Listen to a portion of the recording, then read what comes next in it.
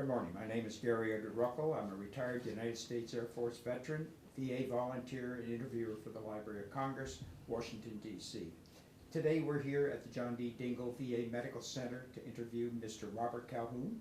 Today is August the 13th. The time is approximately 10 o'clock. Good morning, Robert, and thank you for being here to tell your story. Good morning. Thank you for allowing me to certainly convey my story. It's a pleasure and an honor, I assure you. Let's start, Robert, with your early years. Where you were born, what month, day, year, that sort of thing, your parents, etc. Certainly. I was born November the 5th, 1950, in Jackson, Alabama. My mom, which name was Sarah Calhoun, died here in Detroit from childbirth. She and the baby died when I was 3.5, so we moved to Grove Hill, Alabama, with my dad. I have an older brother, a younger brother, and a sister. She's a retired psychologist for the Cleveland School District, Barbara. She thinks she's my mom. And we were split up. My stepfather's cousin adopted my sister, which afforded her a great upper middle class life, but they allowed us to keep in contact with each other. My father, Sidney Calhoun, was secretly dating a white woman when I was 9. So he was murdered, decapitated, chained to my grandmother's bed, and burned up in 1960. He's ex-Navy, cook. Actually, his death afforded us electricity, running water, and my grandmother became our guardian. So we received some type of compensation from the VA until I finished college. I went to Wilson Hall High School in Grove Hill, Alabama. The teachers there instilled in us and me that education was the passport to anywhere in life, and that failure to prepare is preparing to fail. I was a good B+, sometime A student, but I hung with the smartest kids, the valedictorian and things like that. So they allowed me, the school, to skip the 12th grade at Wilson Hall High School in 1969 and go to Selma University in Selma, Alabama. And I majored in marketing. I got a degree in liberal arts. And my dad, having been in the Navy, and that was during like 1970, 71 when I got out of college, we were still getting letters from the Selected Service Board. If you were not in college, you went in the Army.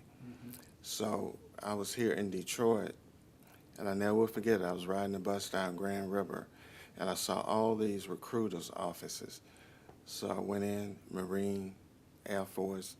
They were saying 4 years. I went in the Navy, they gave me a test, and he said I did so well on the test that I could do 2 years active and 4 years reserves. So February 23rd, 1971 to December 27th, 1972, I served in the Navy and 4 years in the reserves. So I was officially released December 27th, 1976. Let's go back to your parents a little bit. Did your mom work outside the home? Or No. did she strictly stay home, raise the family? She stayed home to raise the family. Okay. Did you get a lot of vets in interviewing veterans? They talk about the values they inherited from the mom, because the dads were always working, right? Yeah. And it was the mom that took you off to church, even though you didn't want to go, maybe. But you know what I mean. They dragged you off to church. They made sure you had values, and they stressed the importance of education. Was that your case as well? It was. With my mom dying at age 26, my dad's mother, which was my grandma, and I called her mama, she had 13 kids, so she raised me, my oldest brother, and my first cousin. She had a 4th grade education, could read and write as well as I could, and I went to college. Bessie Jones Calhoun instilled in me the blueprint foundation of the moral compass that I had a moral obligation to respect people of all ethnicity and never forget where I came from and always try to help somebody. Do you think, and now that I think about it, and I never asked a veteran this question, right? Do you think, because you look back at your grandparents, right, where they may have come from and the horrific, events that they may have suffered, that sort of thing, it makes you wonder, where did they get so grounded? How did that happen? Do you think it happened through the church? I think it happened through the church and my grandmother's parents, because my grandma, like you said, she would put us on the back of a truck. Mr. Sidney Pugh was the church superintendent. So every Sunday, we went to Sunday school. We were in church. And when we came home, we took our dress shoes off and our clothes, and we went outside to play. Yeah. She really instilled in us that education was the way up and out. It's very interesting. Someone ought to do an ancestry kind of a tree. I have it. Have you got that? Yeah. Oh my gosh, that's awesome. Yeah, my grandmother, the Calhouns were mulattoes. Oh, I'm the darkest one in the family. oh, be darned, okay. And my grandmother's mother and father, her father was born in 1818, and his name was Sidney Calhoun also. And he bought 573 acres of land. Oh my gosh. And he had a brother, so they split it. So now we have 250 acres of air property down in Alabama. So they cut timber. It's been incorporated. Sure. So I've got the stock certificate. So it's still a viable organization, still cutting trees and making money. Oh my gosh. Yeah, and we have the Jones count, because my grandmother was Bessie Jones Calhoun. All right. So every 2 years, we have the family reunion. This past year, it was in Virginia, Richmond, Virginia. I was sick. I wasn't able to go. 2 years ago, it was in Mobile. I was able to go. And I was in group therapy here for the trauma that I suffered in the Navy. And I told my psychologist, she says, you're supposed to be here for a reason. You'll get to the next one. So after the family reunion, I got my care package and things like that, the purple shirt, Bessie Jones Calhoun, had a circle, faith, love, perseverance. It's going to be in Detroit, Michigan in 2017. It's just divine intervention. Is that absolutely? We just finished talking about that kind of a thing. Did any of your brothers and sisters, did they serve? My two brothers, both of them went in the Army. My baby brother went in the Army. My oldest brother, Sidney, did 2 tours in Vietnam. He was in the 101st Airborne Division. I took him to the bus station, went with him when he was 18, Mr. Ruckel. When he came back, he was totally different. I mean, he had sent me a $200 money order. I was in the 10th grade, and I went to Mobile on the Greyhound bus, and my uncle co-signed for me to get my car. It was a 59 two-door black Chevy. I kept it clean. I wouldn't ride no guys in it, just ladies. Matter of fact, some of the guys beat me up. They said I was stuck up. I had them arrested. Now, is he, was it Sidney? That Mhm. served in 101st. Is he still alive? Oh yeah, he lives here in Detroit, and he gets all his care here at John Dingle. I'll be darned. I remember when I went to the bus station to pick him up in my car that he helped me get, and we was riding that Friday night. We were like 20 miles from home, and he said, stop the car and let me out. I said, what, you got to use the bathroom? He started cussing me. He said, stop the car and let me out. So I stopped the car and I rode with him about maybe 3 or 4 miles. I said, get in the car.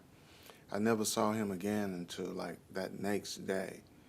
And growing up in the country, being extremely poor, Sydney and I grew up and we slept together in the same bed. So I'm a teenager, he's a grown man, so he was in the bed with me, and because we didn't have any more room in the house. And he woke me up at 2 o'clock in the morning. He said, "Don't you hear them out there in the leaves?" I hear them. It petrified me. And we get you a lot of those stories. We just can't imagine, and that's what is so important about capturing your stories, okay? Is the fact that these vets need to be noticed. And they want to be noticed, but they don't want to talk about it because they can't. Mm-hmm. Or they're just adequate. And they go into a meltdown, or they reach a meltdown stage. And I have that same thing with vets. They'll just disappear, Mm-hmm. right, on me. And then they're back.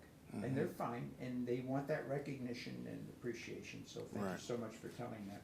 So, we might want to think about getting Sydney's story later if he's open to that idea. Okay. I don't know. I'll But talk it's to him worth the about it. idea. Sure, talk to him if you would, please. Okay. So now did you have any favorite subjects in high school? Something you excelled in? I liked all of them, but I really enjoyed history and literature. I remember The Raven, what was it, Hemingway, John Steinbeck, Pearl S. Buck, The Good Earth. Okay. During the summer, we would be assigned, we had to read a novel or a book or something. And I enjoyed history, though. Wow. Do you still enjoy it today? Mhm. Do you still read a lot? Yes, You're well read. Huh? yes. So it's graduation time, right? And you're how old now? I am 20. Okay, and that would be what, It was like 1971. 1971? Right. Okay. So now what do? You exit out of high school, do you go right into the military, or did you go out and have a job? Well, out of high school, I went to college. Okay. Out of college, I went in the Navy, and I got out of the Navy in 1972. I got a job with Norfolk and Western Railroad. Dynamic job. It was called a checker. So what I did, I had a clipboard. My job was to go down and get all the numbers off the rail cars and put them on the clipboard. So I worked there 28 days. The gentleman that had been with them 35 years had retired, but you could come back in 30 days. So he came back and bumped me, so I was on call. Then I got a job in Portsmouth, Virginia as a meter reader. I was the first African-American meter reader. And that was a good job, but you were out in the weather, and you enjoyed nice days like today. You know, knowing how to read. I can look at a meter now and read it. Yeah, and these big, thick books. I'll be there. And then I went to, and it was September 7th, 1974, and I met a gentleman, white gentleman named Gary Huban. I took my car in the shop to get a brake light switch.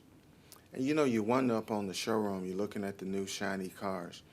And he came up and started talking to me. And I was taking graduate courses at Norfolk State University at night on the GI Bill. And he said, you know, we're looking for black salesmen.